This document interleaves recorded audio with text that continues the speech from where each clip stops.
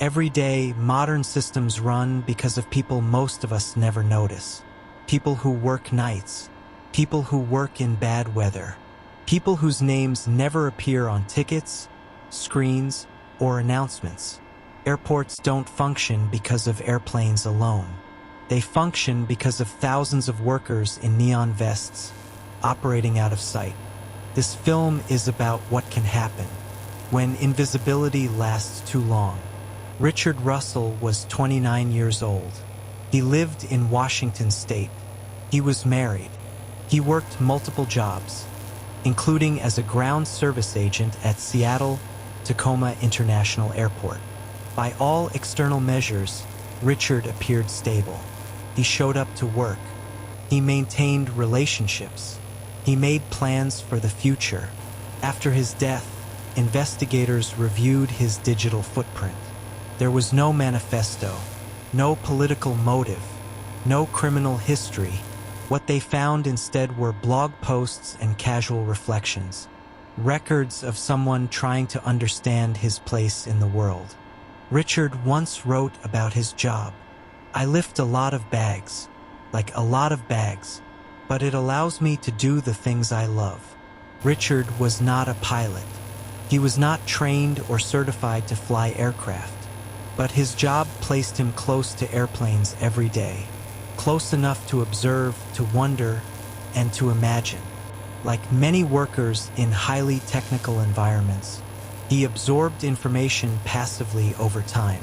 He watched routines. He noticed procedures. He used flight simulation software recreationally. This was not unusual curiosity, and it was not on its own a plan. What mattered more was what wasn't visible, an increasing sense of emotional fatigue, isolation, and self-doubt. On August 10th, 2018, a serious security failure occurred. At Seattle-Tacoma International Airport, Richard accessed a Bombardier Q400 turboprop aircraft that was not scheduled for departure. Using ground equipment, he repositioned the plane and entered the cockpit. At approximately 7:32 p.m., the aircraft became airborne. Air traffic control immediately established communication. "I'm here." What followed was an extended conversation between Richard and air traffic control. There were no demands, no threats, no attempts to negotiate. Instead, the dialogue reflected confusion, humor used as coping, and a growing awareness of consequences. This was not an organized act. It was a crisis unfolding in real time. At one point, the aircraft entered an aggressive maneuver. Aviation investigators later confirmed. This was not a demonstration of piloting skill. It was a loss of control moment, an aircraft operating far outside its intended limits. The plane narrowly avoided structural failure. The moment passed, and the cockpit became quiet again. Richard began commenting on the scenery, the water, the mountains, speaking calmly, but with finality. Military aircraft were launched as a precaution. They did not engage. Richard intentionally avoided populated areas. "I've got a lot of people that care about me. I'm not alone out here. I know this is going to disappoint them."